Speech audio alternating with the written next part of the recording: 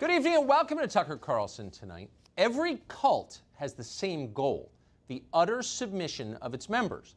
Cult members surrender everything. They give up their physical freedom, where they can go, who they can see, how they can dress. But more than that, they give up control of their minds. Cult leaders determine what their followers are allowed to believe, even in their most private thoughts. In order to do this, cults separate people from all they have known before. They force their members to renounce their former lives, their countries, their customs. They allow no loyalty except to the cult. The first thing they attack always is the family. Families are the main impediment to brainwashing and extremism. That's true in every culture. So if you're going to control individuals, if you're going to transform free people into compliant robots, the first thing you must do is separate them from the ones who love them most. In 1932, Soviet authorities began promoting the story of a 13-year-old peasant boy called Pavlik Morozov. Morozov, they claimed, had taken the supremely virtuous step of denouncing his own father to the secret police for committing counter-revolutionary acts. Once exposed as a traitor, the boy's father was executed by firing squad for the safety of the state. Joseph Stalin elevated this boy to the status of national hero for what he did. People wept in the streets when they heard his name. They worshipped him like a saint. Why are we telling you this? Because it's happening here. In the last 10 days, some of our most prominent citizens have sworn allegiance to a cult. Converts go by the term allies, and like all cult members, they demand total conformity. They ritually condemn their own nation, its history, its institutions, its symbols, its flag. They denounce their own parents. If you've been on social media recently, you've likely seen many videos like this one. You stupid dinosaur! Get the out of here!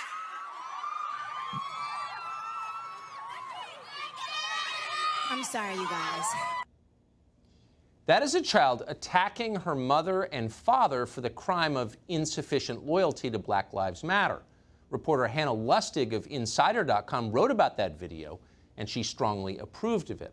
What you just saw, Lustig wrote, is a young person, quote, modeling the most important tenet of allyship. Modeling, meaning something done to encourage others to do the same. It's effective, and in this case, it's working. Here's a 15-year-old from Louisiana called Isabella. There are many like her in America right now. I literally hate my family so much. It's just, they just try to argue with me that George Floyd they're just trying to tell me that, like, he deserved that because he did something wrong, and that it was okay. That is not okay. And it's just making me so upset. I don't know why. I do not want to live here. I hate living in Louisiana. I hate living around these racist. I just want to leave. I hate my family so much. Just a week ago, it would have been hard to imagine that. Now, Isabella is a social media star. Celebrities tweet their approval at her. She may have her own cult following before long. But the revolution is young. Children attacking their parents is just the beginning.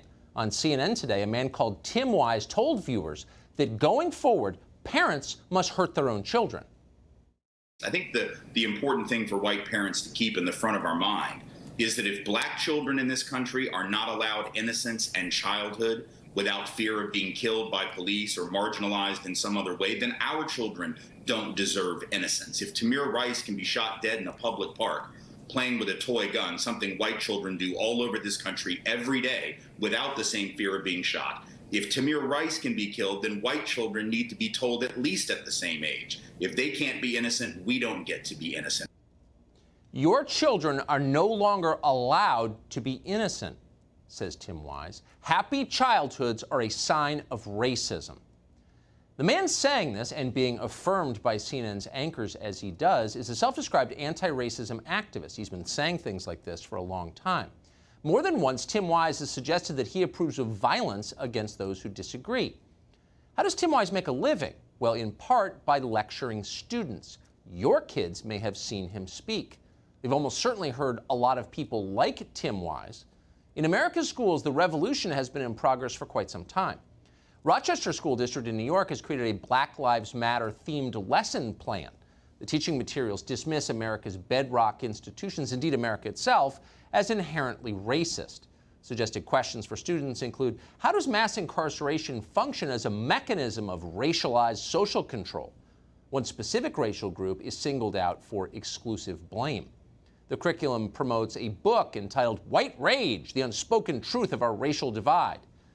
In other words, children, there's a reason hatred and inequality exist. These people did it. That's what your kids are learning right now. That's not an overstatement.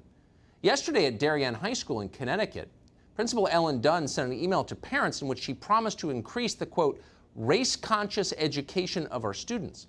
In order to achieve that, Dunn distributed materials from the Southern Poverty Law Center. Now, ironically, the Southern Poverty Law Center is itself a hate group that has been documented extensively. But now their agenda is the school's agenda. It's what your kids are learning. In Washington, D.C., an elementary school principal in the affluent northwest section of the city recently wrote a letter announcing that, quote, we need more white parents to talk to their kids about race, especially now.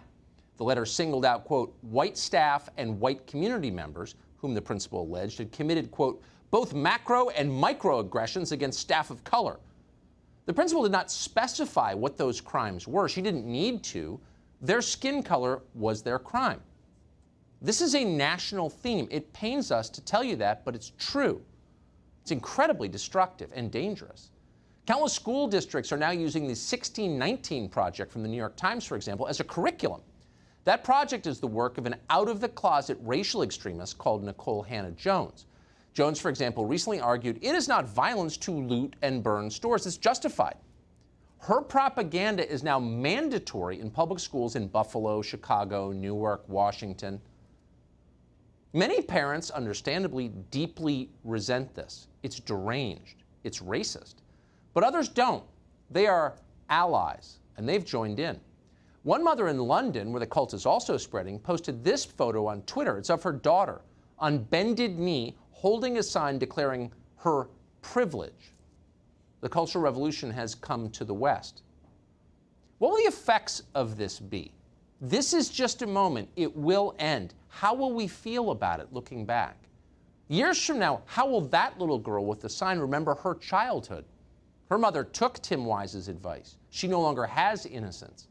Will she be grateful for that? It's hard to imagine she will be. More likely, she will feel bitter and used because she has been used. And it's likely that many children growing up right now will feel the same way.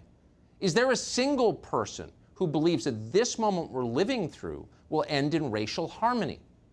That used to be what we wanted. Some of us still do want that. Is it even a goal anymore? It doesn't seem like it. Instead, it seems like many in power, it's very clear, in fact, that many in power are pushing hard for racial division, for hatred, for violence. And let's pray they don't get what they want. Tribal conflict will destroy a country faster than any plague. But keep in mind, as this insanity continues, that it doesn't happen in a vacuum.